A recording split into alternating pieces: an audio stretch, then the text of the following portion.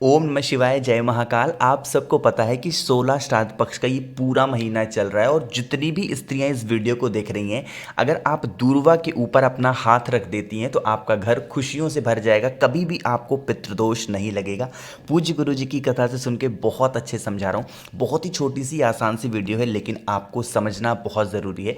उससे पहले वीडियो को आप लाइक कर दें और अचानक से जो लोग मेरी आवाज़ सुन रहे हैं वो चैनल को सब्सक्राइब ज़रूर करिएगा, ठीक है।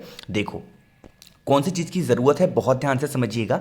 स्क्रीन पर आपको दूर्वा दिख रही है ना, कितनी दूर्वा लेनी है आपको? 7 दूर्वा की ज़रूरत है। कितनी? 7 दूर्वा, ठीक है। इसी तरीके से दूर्वा ले लेना और उसके बाद दूर्वा को कुछ इस तरीके से कर लेना, आपस में जोड़ लेना।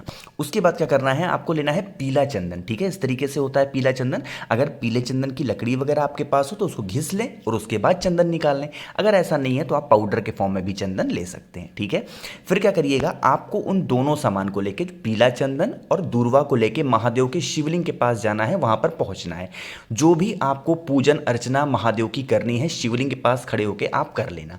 उसके बाद क्या करना, ये जो माता अशोक सुंदरी का स्थान होता है ना शिवलिंग पे, ये जो उठा वाला भाग है यहां पर, इसी माता अशोक सुंदरी वाले स्थान पर जो पीला चंदन आपने लिया है, उस पीले चंदन का बहुत अच्छे तरीके से क्या करेंगे, आप यहां पर लेपन करेंगे। इस तरीके से अच्छे तरीके से लेपन कर देंगे, ठीक है। लेपन करने के बाद क्या करेंगे, जो दूर्वा आपके हाथ में 7 है, उस 7 दूर्वा को आपको कुछ इस तरीके से चढ़ाना है। इस तरीके से का मतलब कि जो पत्ती होगी वो महादेव की तरफ होगी और जो डंडी होगी वो आपकी इस तरीके से बाहर की तरफ होगी, जैसा कि स्क्रीन पर रखा हुआ है। इसी तरीके से आपको रखना है, ठीक है। रखने के बाद क्या करना, अपना हाथ कुछ इस तरीके से, अपना हाथ उसी दूर्वा के ऊपर रखना और ठीक तरीके से चंदन पे दबाना।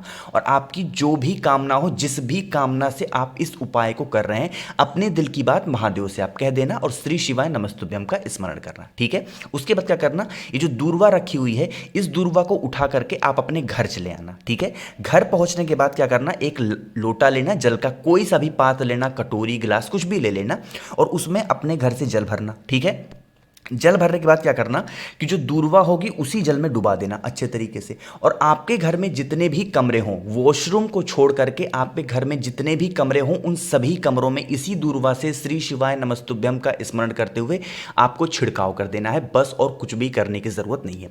जब आप उस दूर्वा को माता अशोक सुंदरी के स्थान से उठा करके लाएंगे और अपने घर में जल भर करके उसके बाद उस दूर्वा को उसी जल से सींचन कर देंगे पूरे घर में, तो आपके घर में कभी भी लड़ाई झगड़े का माहौल होगा ही नहीं। छोटी छोटी बातों को लेकर जब आपस में लोग लड़ लेते हैं, ऐसी समस्या कभी भी आपके घर में नहीं आएंगी। इतनी पावर होती है, इतनी ताकत होती है माता अशोक सुंदरी का इस उपाय को करने से। कोशिश की है अच्छा समझाने की। अब एक बात और बता दूं, बहुत लोग कहेंगे भैया ये जो जल है और ये जो दूर्वा हमने डाला है, अब इस जल और दूर्वा को क्या करें।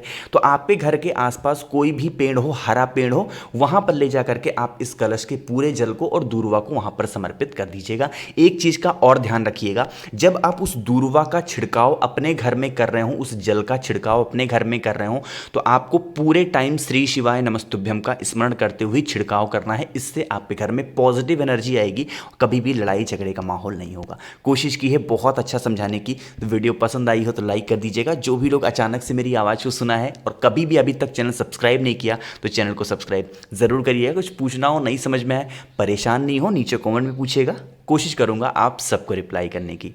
ओम नमः शिवाय, जय महाकाल।